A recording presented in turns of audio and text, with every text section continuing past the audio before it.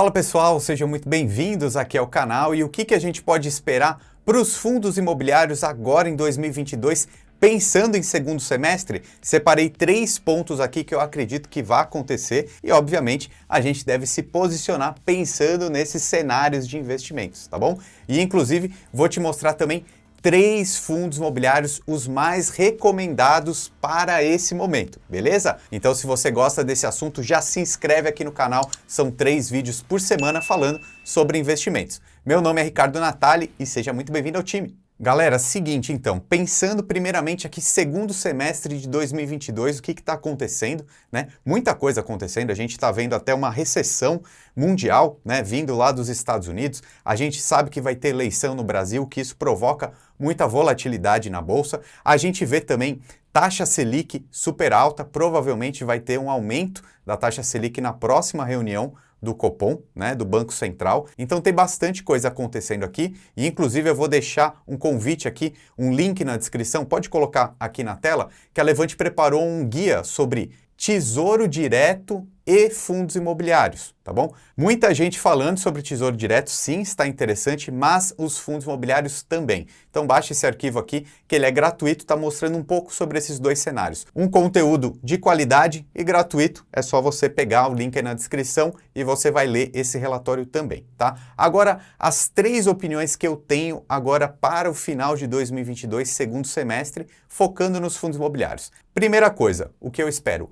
Menos volatilidade, tá? Menos volatilidade, principalmente quando a gente fala de bolsa de valores, obviamente, né? E eu já vou compartilhar minha tela aqui com o gráfico do Ibovespa, tá? Essa linha azul aqui, o que é o Ibovespa? É a média das maiores ações negociadas na Bolsa de Valores do Brasil, tá? Então, em um ano a gente vê o quê? Uma queda de 24,27%. Mas eu quero focar aqui, pessoal, não é nisso, é na volatilidade, tá? Tá vendo essa montanha russa aqui? Uma hora tá lá em cima, outra hora cai. Isso daqui é o mercado de renda variável. Só que renda variável quando a gente fala de ações, porque eu vou colocar agora aqui na tela o gráfico do IFIX, tá? Que é a média dos fundos imobiliários. Então, olha como é muito menos volátil, a gente vê muito menos sobe e desce aqui nesse gráfico, essa linha verde, né, um azul mais clarinho aqui, acho que é verde, tá? Então, nesse mesmo gráfico, comparando com o Ibovespa, ali, menos 2,18 ao longo de um ano, tá? Então, o que eu espero dos fundos imobiliários? Menos volatilidade, tá?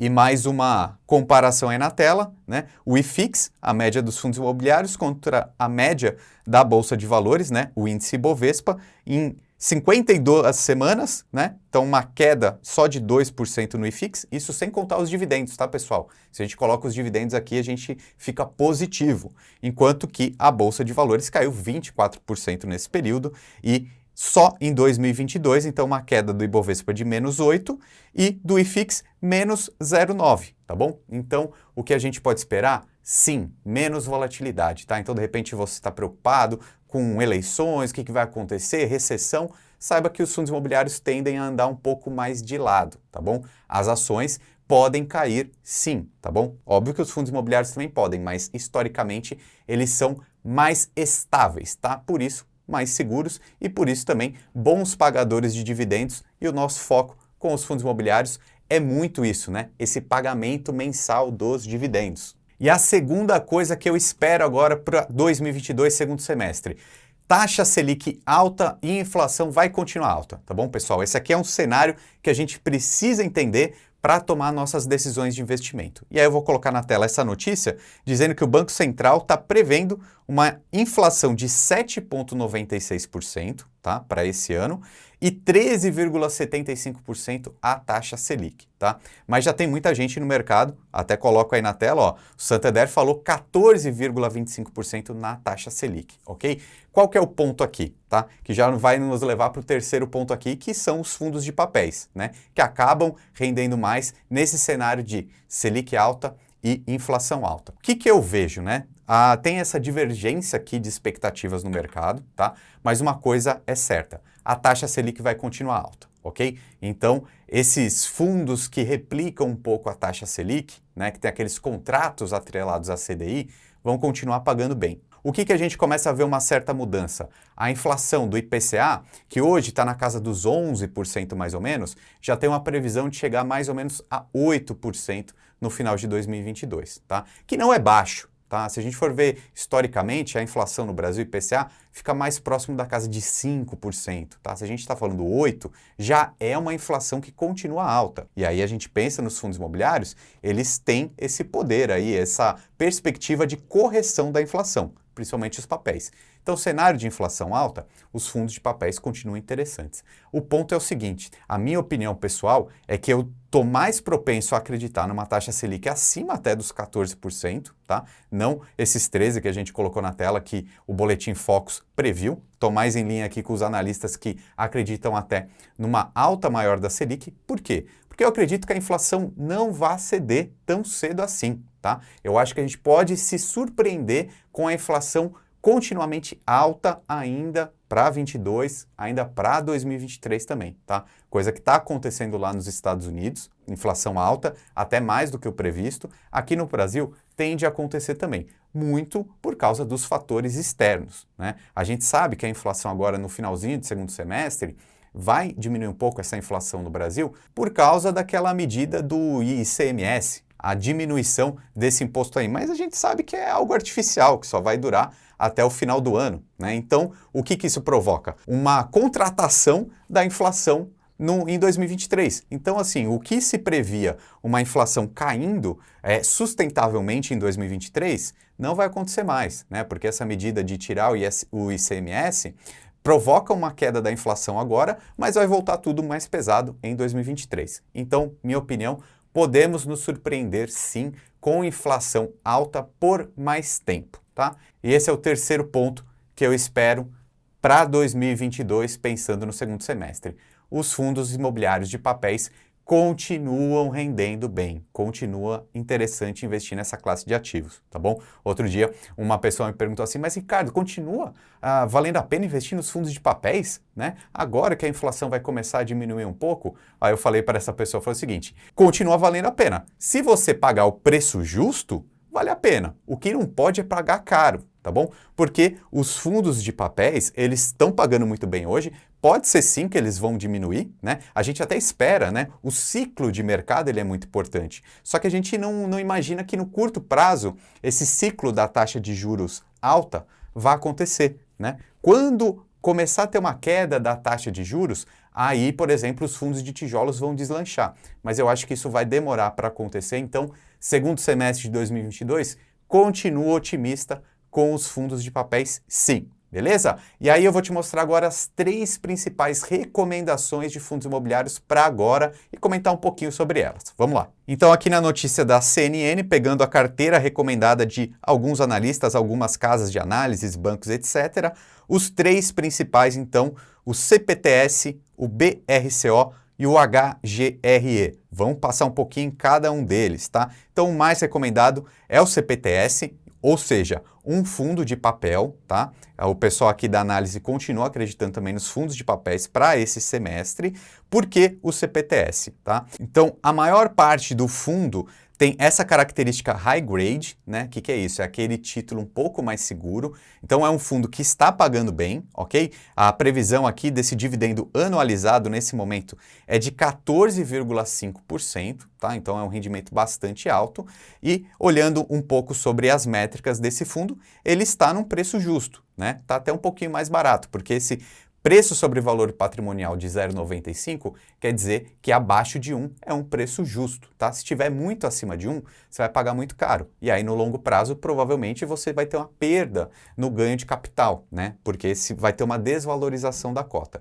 Então, nesse momento, o fundo imobiliário está pagando 1,21% ali ao mês de dividendo, que é bastante alto, está num preço justo, porque ele teve uma desvalorização aí no último mês, nos últimos 6 meses. O mercado bateu um pouquinho no CPTS, fez a cotação cair, né? Por isso que ficou barato, até porque esse motivo que eu vou colocar na tela, tá? A composição dele tá com 63% em títulos atrelados ao IPCA, então o IPCA caindo um pouquinho, que é a previsão para o final do segundo semestre, alguns investidores acabaram indo para outros fundos imobiliários, principalmente aqueles atrelados ao CDI, então isso acaba fazendo uma procura menor pelo fundo e diminuindo a cota, né, o valor dele, o preço lá na Bolsa de Valores. E também por causa desse outro quesito aqui, ó, 33% são fundos imobiliários dentro desse fundo, tá? Então não é um fundo totalmente de recebíveis. Ele ganha com vendendo e comprando essas outras cotas de fundos imobiliários, dependendo do cenário. Então precisa ter uma gestão muito ativa para continuar trazendo lucro para os seus investidores, beleza? E aí, a maioria dos analistas aqui, então, 6 recomendações. Depois você pode dar um pause nessa tela aqui para ver quais são as casas que estão recomendando esse ativo e a conclusão aqui que os fundos de papéis continuam se beneficiando de cenário de inflação e juros elevados, ok? E aí, o segundo fundo dessa lista aqui mais recomendado é o BRCO, que é o Bresco Logística, tá? E antes de falar dele, pessoal, eu quero colocar aqui uma ressalva, tá? Vou até pegar 2 informações importantes, uma no site da XP, né, que os analistas lá da XP sugeriram uma carteira nesse momento, ó, com foco muito maior nos recebíveis, tá? Então 55% em fundos de recebíveis. O segundo mais indicado aqui são os de ativos logísticos, tá? Então, por exemplo, eu vou falar de 3 fundos aqui nesse vídeo que estão entre os mais recomendados, só que todos os analistas lá no mercado continuam mais otimistas com os fundos de papéis, tá bom? O segundo lugar são os fundos de logística, porque são interessantes também, mas não estão pagando tanto nesse momento, tá? E eu peguei também as informações recomendadas pelo BTG Pactual, né? Então, uma outra casa de investimentos, que também tem uma lógica bem parecida. 53% da carteira recomendada são os fundos de recebíveis, os fundos de papéis. Em segundo lugar, os fundos de galpões, né? Então, os fundos de logística e depois vai para os de escritórios, ok? Então, vou falar de 3 fundos aqui, mas continua esse cenário para 2022 muito mais vantajoso para os papéis. E eu vou deixar até aqui um outro vídeo que eu falei de outros fundos de papéis que estão interessantes também, segundo os analistas, beleza? E agora, falando sobre o Bresco, né, o BRCO, esse fundo de logística, qual que é a pauta aqui, por que ele está sendo tão bem recomendado, tá? Então, grande exposição ao estado de São Paulo, que é o principal consumidor do país, então a gente está falando aqui de logística, né? São galpões, centros de distribuição, então é ali onde ficam estocadas as compras, né? Então depois eu vou colocar aqui na tela, empresas de varejo, etc., precisam estar próximo a grandes centros para quê? Para conseguir fazer essa entrega rápida desses materiais, né? Essas compras, então logística é muito, muito importante, tá? Segundo ponto aqui, maior exposição a contratos atípicos, né? O que é isso? São aqueles contratos de longo prazo que têm multas altas, ok? Então, é uma segurança para o fundo e para o investidor, tá? Imóveis de altíssimo padrão e maior previsibilidade nas receitas, tá? E olhando aqui no relatório gerencial, a gente vê todos os inquilinos aí desses imóveis do Bresco, né? Então, a gente está falando de muitas empresas grandes, famosas, que têm uma classificação de risco aí sempre A+, tá? Então, é um fundo que tem bastante qualidade, tá?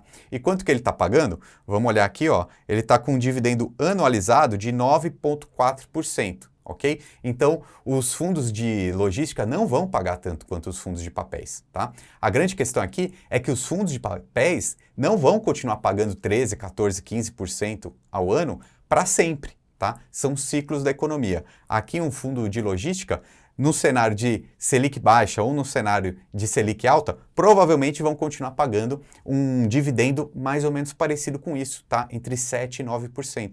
Porque esse fundo aqui, por exemplo, o Bresco de logística, ele tem 100% dos seus imóveis alugados, tá? Então a receita é meio estável. Para falar a verdade, ele pagou a maior receita dos últimos anos. Eu vou colocar até na tela aí um histórico de dividendos, ó, 77 centavos em junho de 22 foi o maior, né? E a gente vê que é um reloginho, está pagando sempre igual, ok? Então é um fundo com qualidade. E ele está sendo negociado aí a 0,84 o seu preço sobre valor patrimonial, então aí um pouco mais barato do que o 1, então aquela métrica que a gente segue é um fundo imobiliário então que está barato. Tem até uma tendência de valorizar, mas não agora, tá? Provavelmente daqui a 1, 2 anos, de repente até mais, quando a taxa de juros mudar, aí que os fundos de tijolos vão crescer. Por enquanto, você só está comprando aí um pouco mais barato, beleza? E o terceiro fundo recomendado aqui é o HGRE, que é um fundo de lajes corporativas, escritórios. E esse aqui, pessoal, digamos assim, uma aposta, tá? Porque ele está com bastante problema. Qual que é o grande problema dele? É isso aqui, ó, a vacância financeira de 24,6%. Então é como se ele tivesse só com 75% dos seus imóveis mesmos alugados, tá? Então tá faltando inquilino, tá faltando receita para esse fundo, tá? E qual que é a lógica então da recomendação dessas casas de análises aqui? É isso daqui, ó.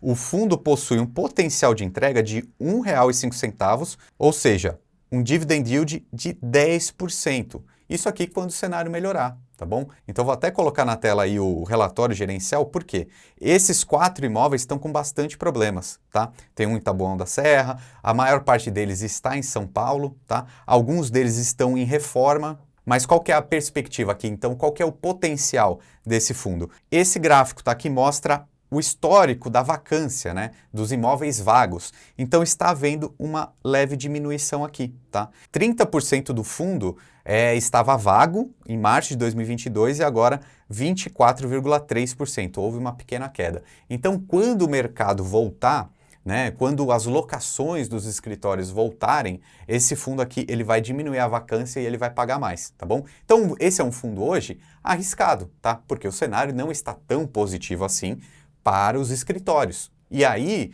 por que valeria a pena? Porque tem um potencial, né? É um prêmio de risco, digamos assim, ok? Como que tá hoje? Vamos olhar as métricas dele, ó, 0,75 valor patrimonial, tá? Então, quer dizer que ele está bem mais barato do que realmente esses imóveis valem, contabilmente falando. A grande questão é quando esse fundo imobiliário aqui vai conseguir locar realmente esses imóveis que ele tem lá parado. Então, os analistas aqui colocaram o HGRE por causa desse potencial, tá? Então, ele está aí passando por um período de renovação do portfólio, ok? Então, deixa aqui embaixo nos comentários qual fundo imobiliário que você está investindo, o que você espera para 2022, 2023. Vamos trocar um pouquinho de ideia aqui, porque o que vocês colocarem nos comentários, eu posso produzir novos vídeos para vocês, ok? E por enquanto, então, vai dando uma olhada nesses vídeos que eu deixei aqui do lado. Meu nome é Ricardo Natali e seja muito bem-vindo ao time.